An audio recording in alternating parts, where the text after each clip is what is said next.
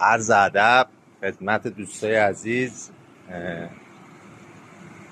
امروز هم قراره یه مقدار از کارهایی که انجام میدیم، حالا تولیدی که انجام میدیم بهتون نشون بدم. انشالله سر فرصت تو ویدیوهای بعدی شکلات خونگی های زیادی بهتون آموزش میدم که خیلی راحت با چند تا محصول خاص میتونی شکلات خونگی خوشمزه درست کنی.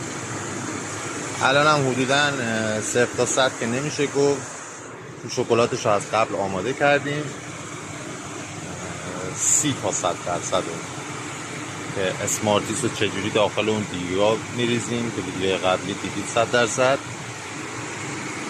نشون میدم بهتون که چجوری روکش میشه و آماده میشه. اینا حالا ما خلاصه شه که بگیم، اینا همون توپیایی هستن که از اون میکسر شکلات، یعنی تو اون شکلات آماده میشه میاد تو میکسر، از اینجا از این لوله میاد اینجا. این الان شروع به کار نشده، این وقتی میچرخه با سرمای درجه بالا شکلات رو به شکل اسمارتیسی که میخواین در میاره.